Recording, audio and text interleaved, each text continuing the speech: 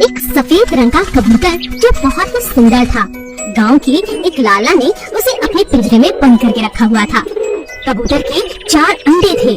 बहुत जल्द उनके बच्चे होने वाले थे। कौवे को कबूतर बहुत प्यारा लगता था, इसीलिए अक्सर कौवा उसके पास आकर बातें करने लगता था। कैसे हो भाई? पिंजरे के अंदर जिंदगी कैसी चल रही है? मैं ठीक हूँ, बस अब तो बच्चों के आने का इंतजार है। ये आ जाएंगे तो जीवन बहुत अच्छा हो जाएगा। ऐसे इस पिंजरे में बहुत दम घुटता है, बाहर घूमने का बहुत दिल करता है, लेकिन मेरे लाला बहुत अच्छे हैं, मेरा बहुत ख्याल रखते हैं।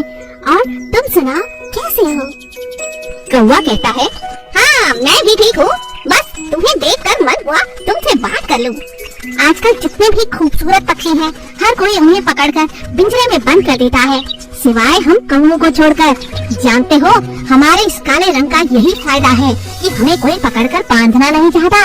और तुम तो जानते हो हमारी आवाज कितनी सुरीली है। इतना काए काए करेंगे कि घर में काम करना मुश्किल हो जाएगा, इसीलिए हमें कोई नहीं मानता।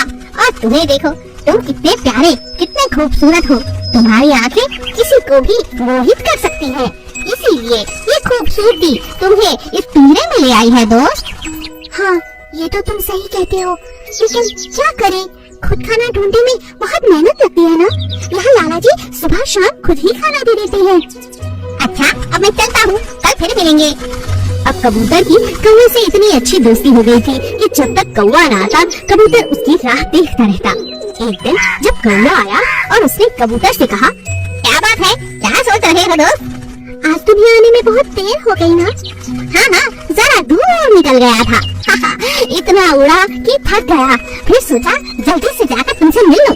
जरूर तुम्हें कोई बात कहनी होगी।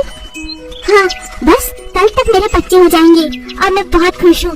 तुम कल आओगे ना? क्या कहा? तुम खुश हो? जानते हो, तुम्हारी तरह तुम्हारे बच्चे भी इसी पिंजरे में रहेंगे। क्या ये खुशी की बात है? नहीं, कुछ करो, अपने लाला से बात करो।